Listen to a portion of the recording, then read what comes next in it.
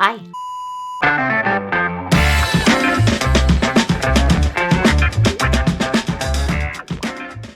I am wearing my peace signed shirt today and my love bracelet. See it? Love. Because the world needs a whole lot more peace and a whole lot more love. Seriously, it's so true. Moving on to more exciting subject matter. Okay, I am going to read you a tweet that went out recently from a director by the name of Chris Peckover. Okay, to give you a little bit of backstory, I had a coaching client that came to me for a session. He had been given an appointment to audition for Mr. Peckover's film called Limbo. And as I always do in preparation for every coaching session, I start my research on the project before I ever take a look at the material. And by the way, if that's not also your process, if that's not your approach to every audition, is starting with the world of the project first, you're missing out. And that is actually a whole other subject matter. But back to Mr. Peckover. I wasn't familiar with this particular director. I am now. So I Googled him. I wanted to find out what other projects he had written and directed, just find out more about him. And I happened upon his Twitter page. And you never know what kind of gold you're going to come across when you go to someone's Twitter page. All right. So this is what he had just tweeted. I'm deep into casting Limbo. Squeal. And an actor wanted feedback because reps thought her tape was the best audition she'd ever sent, and I didn't respond. Actors hear from coaches all the time about how to audition, but not from directors as much. So, let's talk auditions. This particular actor and her reps were understandably befuddled.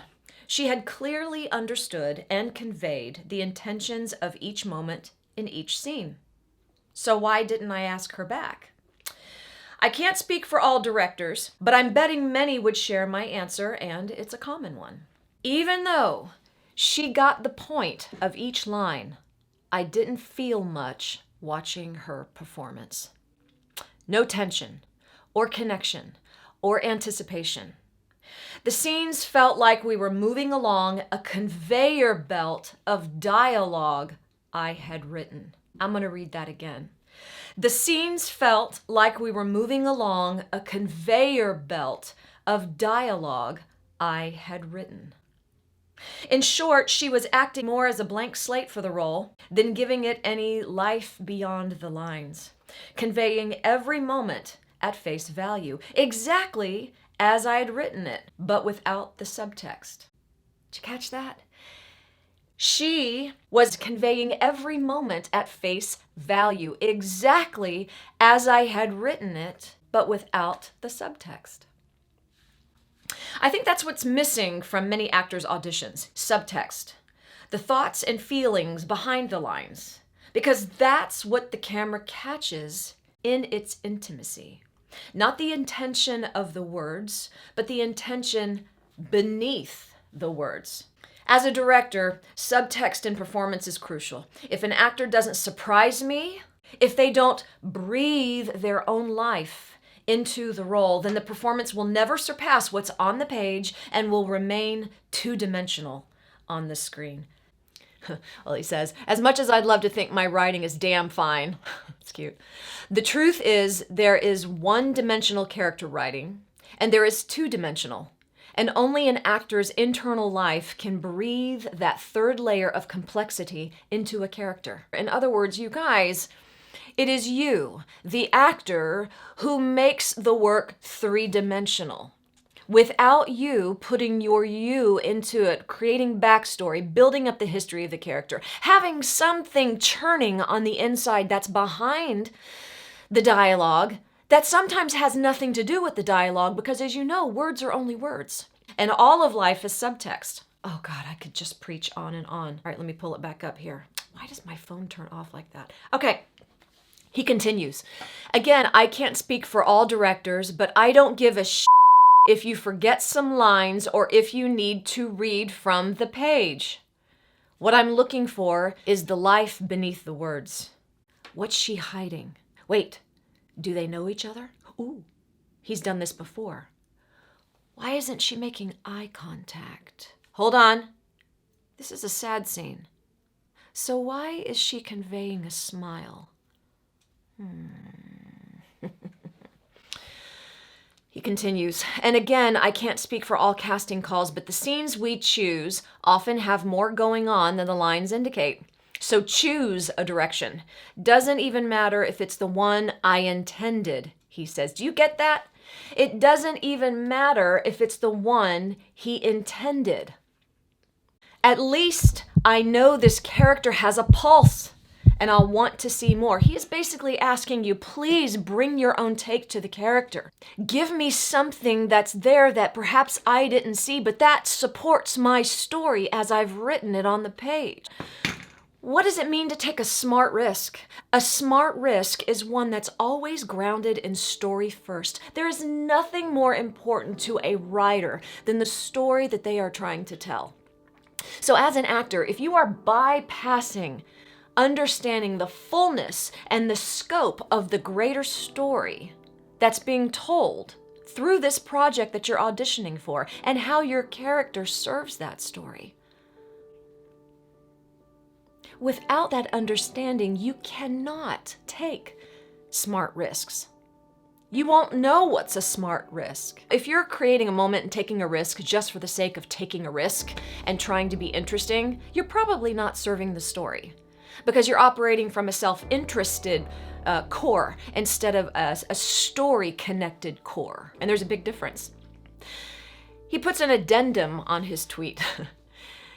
He says, this is all assuming that you have control over your audition, that the character is complex on the page, that you're not physically wrong for the part, that the director knows what they want, that. He says, often you don't have any control. This thread is meant for anyone who's ever felt perfect for an amazing role and did everything word for word, but maybe didn't take the time to build a character simmering beneath the dialogue. What's going to separate your work from the rest of the pack is exactly what he's talking about. What's the history of your character? What happened in the moments leading up to this moment? What are the stories in the history of your character that keep bombarding their mind, triggering reactions to other things that have nothing to do with the stories from the past? What are the details? If you're not taking the time to build your character from that place, then it's more than likely going to be a one-dimensional or two-dimensional, safe, predictable read. And you'll get a, thanks for coming in. Next. I encourage you to follow Chris Peckover. Send him a tweet. Tell him thank you. Thank you so much for putting into words so eloquently. Clearly, he's a very good writer. What every actor needs to hear. Because you guys know, he didn't have to do this. He did not have to send out this tweet. He could just have gone on about his merry day, casting his project, and not thinking about sharing that at all, but he chose to. So clearly this director cares about you, the actor, and wants you to understand where his mind is coming from. And also, hopefully give you more inspiration to take more freedom with the work. Like he says, the lens craves that kind of intimacy that can only take place beneath the dialogue, under the words, in here and in here. The words are just what's on the page.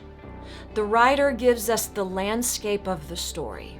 The writer gives us moments to consider, a thread to hook our choices onto. Everything else in building up how you move along that thread, that's our jurisdiction. And he's saying, please, please take charge of it and bring something into the room that I didn't expect. So thank you, sir. And I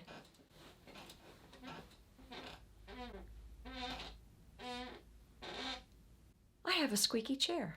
Where's the WD-40? If you enjoyed this video, please give it a like.